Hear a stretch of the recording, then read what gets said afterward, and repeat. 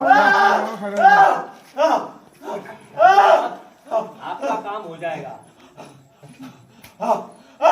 तो जोहार सानाम को चिल का ना पे आसोक नंग जोतन नपाय गी ना पे इन पे नेल रेंग ना पूरा नपाय गी नहीं तो को नोम पुन बड़ा जाम को जेबले सूर्य नारायण हांसदा दो जेबले फर्जी इनकाउंटर को गोय किदा फर्जी इनकाउंटर गोय कते पुलिस स्क्रिप्ट से पुलिस चिल का होड़ को मैनिपुलेट के को नोमा जोतो बुन बड़ा गया अदो पुलिस चिता रे अबु दो कथा दो बबु रकाबा अबु दो कथा बो रकाबा जेबले अबु रे कोई दो सीएम कना झारखंड रे सीएम हेमंत सोरेन जेबले नुइटे अबु आरोज ताहन कना से आरोज दो नोवा ताहन कना जेबले उनी सीबीआई जांच लिग आदेश नित उनी फिलहाल कुछ बिजी हताड़ गया जेबले कद अबु दिसम गुरु उनी भांडन हुई कंदे ओना खातिर उनी दुख रे मेना लेकिन है नुई दबिते कथा चलाव कान गया और उनी माइंड रे नोवा गुंज कान गया जेबले चीत लका हुआ बांग लका हुआ उनी माइंड रे चला कान गया और अडु उसरे गया नोरा खबर अगुई तबुना और उनी बारपे कथा हिजुआ चेदा जपे बड़ाई गया जेबले झारखंड रे मुख्यमंत्री कान का झारखंड दो उनी इशारा रे चला और जतो होड़ा नोवा की कहाना कना जेबले सीबीआई जांच होना चाहिए तो होना चाहिए और अपन बड़ा जे तिना नेता को हजुना नुकु उड़ा को दो सूर्य उनको नोवा को मेंदा सीबीआई जांच होना चाहिए तो होना चाहिए जतो होड़ को नोवा को तो उनकी माता और पत्नी के बाद से यही लगा कि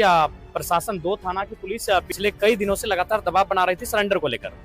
तो हमने उनकी पत्नी से पूछा कि सरेंडर किस केस के लिए, उनपे तो केस सुने बहुत सारे केस हैं। हम लोग जब ये घटना घटी तो हम लोगों ने भी सर्च किया तो केस तो बहुत सारे हैं।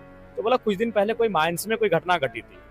तो आप भी जानते हैं जैसे ही माइंस का चीज मेरे सामने आया तो हम क्लियर हो गए कि माइंस है तो जाहिर सी बात है माइंस की मनमानी है, और मनमानी इतनी कि आप लोकतंत्र कहिए ही नहीं, वहां तानाशाही चलती है।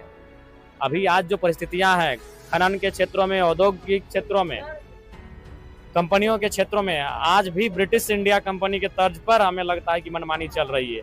तो पता चला कि ये शायद वही स्वास्थ्य की बात करते थे कि आप पहले स्वास्थ्य की व्यवस्था करें, स्कूलों की व्यवस्था करें, फिर आप अपनी कंपनी का काम करें, पहाड़ों को ना काटा जाए, अवैध माइनिंग ना हो। तो ये चीजों को लेकर, जल जमीन जंगल को लेकर ये आवाज को बुलंद करते थे। यही इन पर एफआईआर भी, जितने भी एफआईआर हुए हैं मैक्सिमम जो है वो किसी न किसी कंपनी, उद्योग घराना, माने कोई ना कोई पूंजीपति व्यक्ति खड़ा है।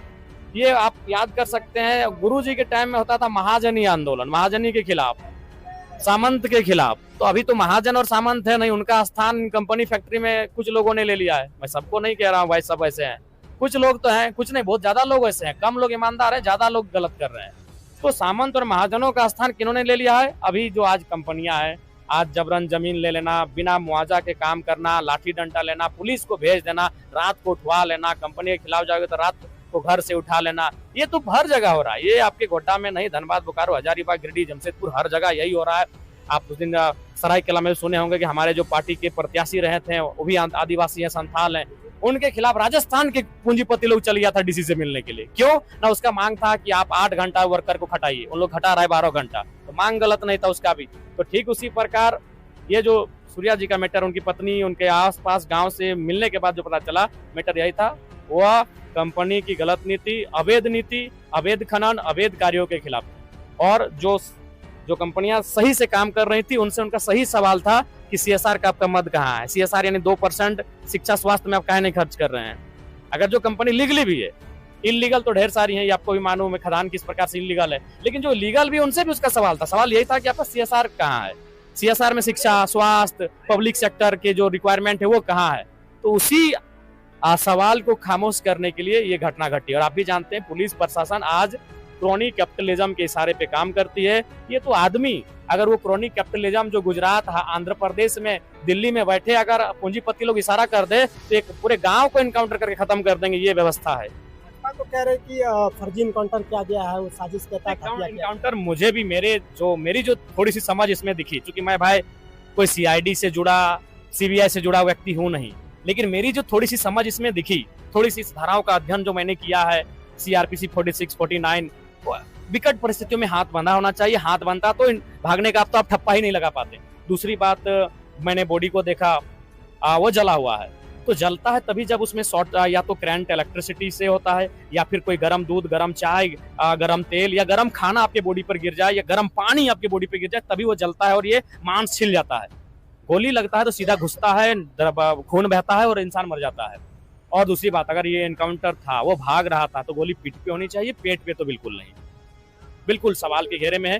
बहुत सारे सवाल हैं जिनका जवाब प्रशासन के पास नहीं है। और आखिरी सवाल जयराम जी आपसे, पुलिस उनको कुख्यात अपराधी मानती है, और जहां एक तरफ देखा जाए उनके एनकाउंटर के बाद उनके जो गांव के लोग हैं, तो वो से आदिवासी के मसीहा बता रहे हैं, इनको आप कैसे देखें? देखिए बिल्कुल बिल्कुल, अरे भाई इनकाउंटर करने का प्रयास तो गुरुजी का भी लोगों ने किया तो उस समय की पुलिस ने, तो क्या आप गुरुजी को किस श्रेणी में रखेंगे? मसीहा है गुरुजी, आज इस राज्य के मसीहा है गुरुजी। आपको जानकारी होना चाहिए, गुरुजी का इनकाउंटर करने का प्रयास किया था। आज अगर धरती पर बिरसा मुंडा होते हैं तो आप उनको भी, वो भी जंगल जमीन की लड़ाई लड़ रहे थे। आज का जो शासन प्रशासन है उनको भी अपना नक्सली की ठप्पा लगा देते हैं।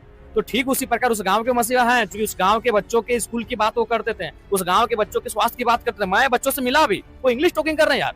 हम उनसे हिंदी में पूछते हैं बच्चा क्या नाम है, वो तो बोल रहे my name is this, my name, my father's name is this, my mother's name is this.